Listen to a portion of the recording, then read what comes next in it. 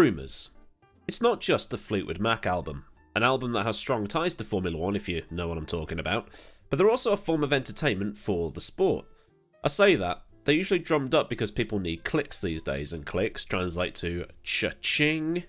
Such entertainment was drummed up when recently rumours started appearing online that Formula 1 is thinking of purchasing Indycar and turning it into an American feeder series for Formula 1, which would be the latest insane move on the part of the world's favourite 220-mile-an-hour reality TV show.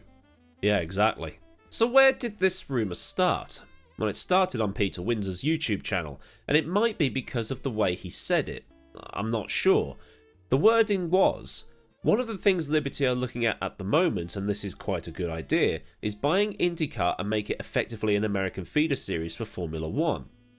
Said as if it was a fact rather than some sort of speculation, you know, oh, I heard it from my source over in wherever, who's a guy who knows a guy who knows a guy whose mum is the brother of a guy that used to deliver the milk to Eric Clapton's house back in 1967. It was said as if Liberty Media is over there in America right now talking to Roger Penske about it. Windsor later added, how they would do that, I don't know. Maybe get rid of the ovals and make it a bit more road coursey. Maybe make the cars a bit F1-like. Maybe that's why Zach Brown is there. I don't know. I think it's a cool idea actually, because it's a place where you can put a lot of good, talented drivers who can't make it into Formula 1 and then they go and do this American series. It makes sense to do that. You can see what I mean, can't you? It's a throwaway idea that's just a hypothetical that's been presented as something that's an actual ongoing thing.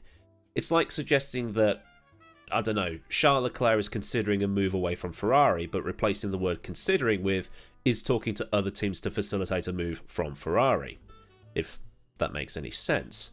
The reason Zach Brown is in America is probably more to do with the fact Indycar is on the edge of beginning the month of May, the big old run up towards the Indy 500, and McLaren has cars on the entry list for the race. I think testing has been going on, but it's something that I've not been keeping up with, but probably should.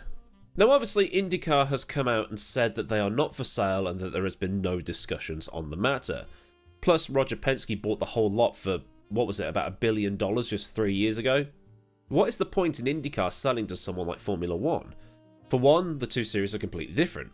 One works on purpose-built racetracks and street circuits, and the other runs all three disciplines: road, street, and ovals. Let's say, for instance, you do start this series and put everything in place so the cars are a bit more like F1 cars. What do you then do for the Indy 500?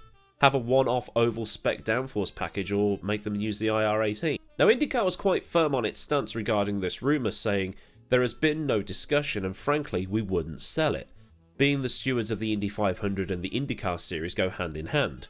We bought the series and the Speedway in 2020 and as long as we own both of these, they are staying together.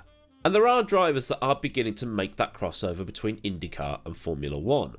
Colton Herta is hotly touted as being the next American to be in Formula 1, and that was the centre of a big debate over the super license qualifications. And that's something that I've looked at in depth. I think it was last year. It's a long time ago, but it feels like yesterday. He doesn't have the credentials, he hasn't won a race, he seems to be in a wall a lot of the time and thinks that he's due a super license. A super license from the same FIA that didn't give Sebastian Loeb a super license. Yes, Sebastian Loeb. They wouldn't give probably the greatest driver of the last 30 years a super license. So you could say, well, what makes you think they'll give Colton Herta one? Other drivers that are entertaining that switch over to F1 include Patricio O'Ward and Alex Palou, while the only American driver on the grid currently is Logan Sargent, a driver who spent his junior career in Europe, and it only seems like yesterday he was racing in British Formula 4. But one cynical internet commenter said that everybody has their price, but was quickly reminded that even then principles still trump any financial reward. IndyCar would never sell to Liberty, and they certainly would not let go of their baby, which is the Indy 500. And I've been critical in the past of how Indy seems to have everything centred around that one crown jewel event. The Indy 500 is also a race of tradition and there's no way it will ever be sold, especially considering it only changed hands 3 years ago. Plus, if IndyCar was going to become an official feeder series for Formula 1, essentially becoming a GP2 F2 America series, which just, I mean, that just sounds odd off the bat, would it have to become an official FIA sanctioned series like Formula 4, Formula 3 and Formula 2? Remember, Liberty is just a commercial rights holder. The FIA does all the rulemaking. What would any FIA intervention do to Indycar? But I don't know why it's even a discussion. The two series are two totally different entities and the way they go about things is totally different.